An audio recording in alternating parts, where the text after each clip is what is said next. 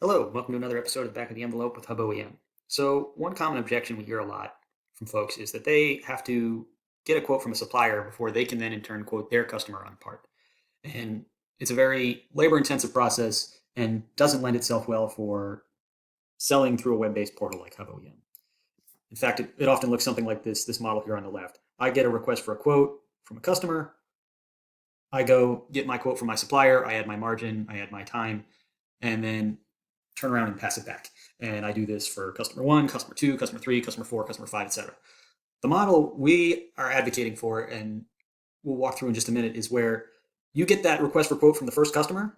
You take all of that information, and as you quote them, you then push it out to the web based portal. And now customers 2 through 22, or however many there are, will see it as a listed price for the entire duration that your original quote was good for. So, for example, you get a quote for 30 days valid from your supplier. For the next 30 days, people will be able to see that valid pricing listed on your portal.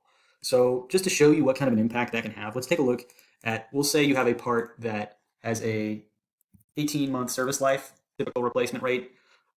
Then you have that part out in the field at 300 of your customers, and about half of your customers are diligent about replacing parts as often as you say they need to replace. That's a pretty reasonable target, depending on how likely it actually is to fail in 18 months, right? So then you get your quote from your supplier, and it's good for 30 days. So if you were looking at that particular part, you're going to quote it on average about 8.3 times per month if you have 300 customers that are all using it, right?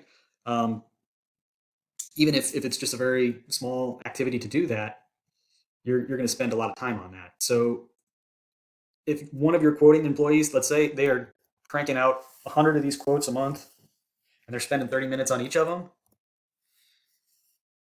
you can drive that 100 quotes down to about 14 quotes, because a lot of people are going to see a listed part out on the platform, and rather than putting it in an RFQ and you having to go through the process of creating a quote and sending it to them and them accepting it, they're just going to order it and add to cart. And so that person's going to save hours and hours and hours of time. Just with the numbers we used here, it looks like 73% of the time they spent quoting is now going to be freed up. So it's a tremendous value driver from the standpoint of quote it once, then everybody who wants it can buy it. And then at the end of the time period, when the original quote expires, you can request a new one and repopulate it, and it'll be free again for everybody. And you don't have to do that right away if there's not an immediate need, but essentially it prevents duplication of effort. So thank you very much for your time.